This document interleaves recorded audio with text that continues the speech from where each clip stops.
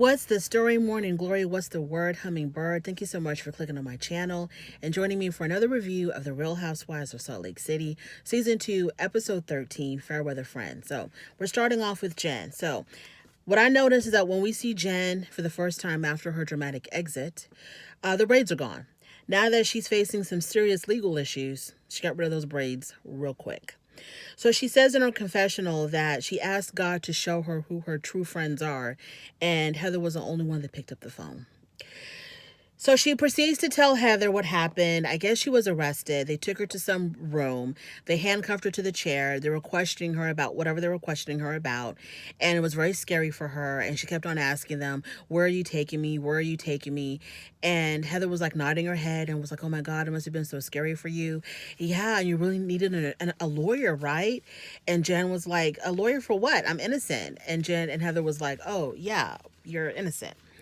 So they talk about that, and then Jen talks about how she had seen Stuart, her business partner slash best friend slash assistant. I don't know. She had seen Stuart wherever they took her. She ran into Stuart as well, and Stuart saw her, and all he could tell her was that he was sorry.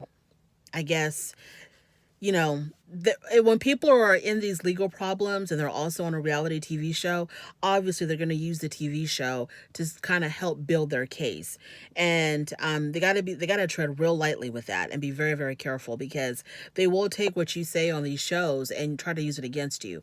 So as we saw with Erica Girardi, she used that whole entire season to help build her case, or what she thought was helping her build her case.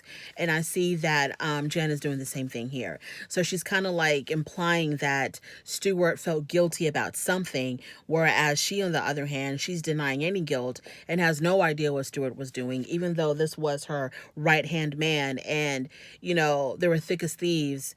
But all of a sudden, she doesn't know what he was doing, what he was up to, and whatever he was doing had nothing to do with her all of a sudden, right? So she talks about how Jen tells Heather that, the worst part about all of this is how the law enforcement treated her sons. They went to her home, they held her sons at gunpoint, removed them from their home, I guess for them to do a search of the house. And that is what really affected her the most, was how her sons were treated in all of this. Heather gets her caught up on the women's reaction after her departure. She said that Lisa was more concerned with how this was going to reflect on her, and that Meredith now is like completely done with Jen. And Jen says, I just want to get an apology from all of them once it's proven that I'm innocent of what these people are accusing me of. Moving on to Whitney. She's at home with her husband. I'm very confused about Whitney. I did not watch all of season 1. I probably watched about halfway through. So I have no idea what a wild rose is. I don't know what's going on with that. She keeps talking about how she has to continuously rebrand her businesses, and every time that she rebrands, it's more money that she has to put into it. And we find out that she's used half of her family's savings to put into this wild rose business, which I don't even know what that is, what product she's selling. Maybe it was discussed this season, but I missed it. I have no idea what she's selling. So when I look at Whitney and her husband and, the lifestyle that they live, I'm thinking that half of their savings account is a whole lot of money. And so her husband is like, "I need to see a return. We invested half of our savings into this. I need to see a return quickly. Something needs to happen." And she then tells her husband that she had applied for $1 million line of credit. And if she does not get approved, she has to put down a $250,000 deposit, and her husband's going to have to co-sign for her. So this is the first time that the husband's ever heard of this. And he's looking at her like, "What are you talking about? Why wouldn't you have, discussed this with me beforehand?" I don't know what's going on with Whitney. This is just all so bizarre. Whitney kind of comes off a little bit airheadish, a little bit kind of sort of. So she's like moving this like large amounts of money into this Wild Rose company. And I'm just like hoping and praying that it doesn't, fall through. What product is she selling? I got to do my research. I have no idea what's going on with Wild Rose. And then at the end of this scene, she says that she's really bad with money. And I'm like, "Whitney, what's happening here? If you're bad with money, why don't you hire people who are good with money to help you out? Why are you saying that you're bad with money and you're applying for $1 million loan? Like, that doesn't make any sense. Moving on. Mary, she's at home. She's buried at home because this woman is in her room, her bedroom, and just completely surrounded by stuff. I was trying to figure out, is she at home or is she in a consignment store? Like, where is she? She had a lot of damn stuff in that room. Shoes, clothes, boxes, accessories. It was insane. So she's hired a professional organizer to come help her out. You need to hire a professional dump truck, Mary. You need to get rid of this stuff because this is like borderline hoarding. The organizer even said there's probably a lot of stuff in here that you haven't worn or used in years. And I don't understand why she can't let this stuff go. Put them in a warehouse, a storage, what do they call it? Like a storage place. Put that stuff away. I cannot stand all that clutter. It was just like, it was too much for me to even watch. And oh my God, it was a lot of stuff. This is borderline hoarding. So she says that the reason why she is like, has a lot of material things is because she hasn't spoken to her mother in 20 years. I guess there's still this disagreement between them about the grandmother's inheritance. I'm assuming the mother thought that the grandmother would leave everything to her, but instead completely skipped over her and left everything to Mary. So her and her mother haven't spoken in 20 years, and Mary says that to fill that void of not having that connection with her mother, she buys a lot of stuff. So it's just insane. She doesn't need an organizer. You need a dump truck. You need to get a dump truck and have a couple of men, maybe 3 or 4 or 5 men, come in there and just wipe all that stuff out. Sell it, give it away, hold an auction for charity. Something, Mary. Get rid of that stuff. Lisa and Meredith. I'm going to skip the horseback riding scene. That wasn't interesting to me. Jenny is planning a pho event because she wants to introduce her culture to this group of women, and she wants to let them know that, you know, Asian culture is not just Chinese. You know, there's different cultures in the Asian community. I'm part of the Vietnamese community, so I'm gonna give you a taste of, you know, my culture. So she has her daughter there to help her with the taste testing of the food that she's gonna have at the event. And her daughter has a very sophisticated palate, and so her daughter was able to let her know like what was good and what wasn't good, and that was a really cute scene. Moving on, Jen brings home Popeyes to her husband and some dry biscuits. So they're sitting in the kitchen eating Popeyes, and she's telling her husband, you know, how she's realizing now, you know, what friendship really means, so on and so forth. And she's telling her husband that out of all the people, she thought that Lisa would have been the one to respond and to have been there for her. Then she starts crying and telling her husband, I'm innocent. I didn't do these things that they're accusing me of. And her husband was like, baby, I got you. I understand you're innocent. Don't worry. And then she tells her husband, yeah, and plus the retainer fee is going to be about 1.5 million. So it was kind of like she was like trying to get on his good side or something before she dropped that retainer fee, because she was crying and, oh my God, everybody's abandoned me, my friends are not there for me, just, you know, boo-hooing away. And then she's kind of like, oh, and by the way, the retainer fee is 1.5 million. And he's like, well, you know, we're gonna have to do whatever we have to do, whatever we got to do. And I wonder, what is that? Do you have the money or you don't?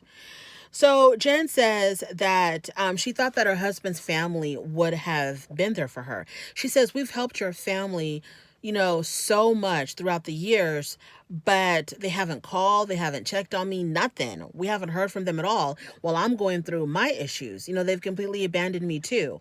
And her husband was like, you know, her husband knows what's going on. He knows the what's up with his family. You know, he knows the what's up. But he was like, you know, they're concerned. I promise you, they're very, very concerned.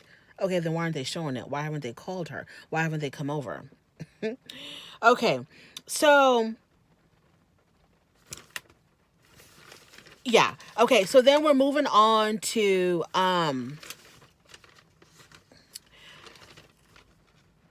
Whitney. Okay, Whitney has a photo shoot for Wild Rose. She has her photo shoot, and she's gonna have her assistants be the models for her photo shoot. So she's got, this was a $20,000 photo shoot, and I think she got ripped off because I think this was this at her home? Was it done at her home? It wasn't done at a studio for sure. And it seemed like something that I would have put together. And I know nothing about photo shoots and photography. Her assistants are there modeling. I don't know what. Is it the clothes? Is she selling clothes? There's a dog there. There's like some a charcuterie board, some cheese and some fruit, two photographers. I think Whitney's wearing her own clothes. What is she selling? Is it clothes? And I did not see anything saying Whitney Rose. I mean, I'm sorry. I didn't see anything saying Wild Rose. I did see a big old rose tattoo on her shoulder, but I saw no product that said Wild Rose or WR or anything at all. There was a lot of what was this stuff called? Iris and Bo. What is Iris and Bo? Are those her children's names? But there's a lot of stuff that had Iris and Bo on it. And Janie in her confessional said that, she said the same thing. She was like, I didn't see any product for Wild Rose. Like, what is she selling? What is Whitney selling? So then they all go outside after the photo shoot, and not all, I'm talking about Heather and Jenny, because she invited them to the photo shoot. I forgot to mention that. So Heather and Jenny and Whitney go outside on her porch, patio, whatever, and they're talking, and Jenny invites them to her pho event, and Whitney asked her, are you going to invite Jen? And Jenny said, yeah, of course I'm going to invite everybody.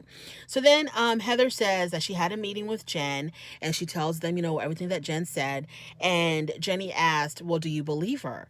And Heather's response was, oh, well, I hope and pray that she's innocent and that everything works out for her, for her family's sake. And I'm like, Heather, she asked you, do you believe what Jen said when she was declaring her innocence? Do you believe her?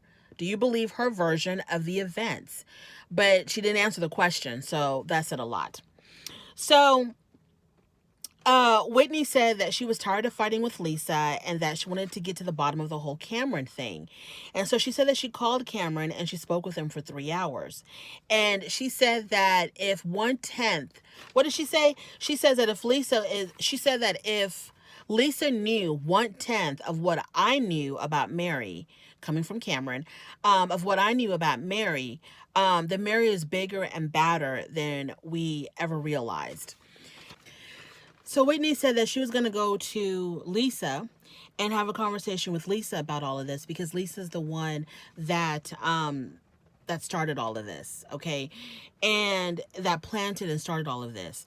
So Jenny, in her confessional, she says that she doesn't believe that Lisa concocted some crazy, complicated master plan, to bring Mary down. And she says Lisa doesn't have time for that. And I'm thinking to myself, Lisa doesn't have time for that, or Lisa really doesn't have like the brains to concoct something so complicated. Like, that's what I got from that. And so Whitney plans to confront Mary as well. So evidently Cameron gave her a lot of information and she's going to try to expose Mary. And I'm very interested to know what Cameron knows about Mary. Mary, I feel like, I don't know. There's a lot going on with Mary. Mary's about she's about to be exposed big time with this church. I just can't wait. I can't wait. I cannot wait for the next episode. Anyways, thank you so much for joining me. Please don't forget to like, comment, and subscribe. And I will definitely talk to you later. Bye-bye.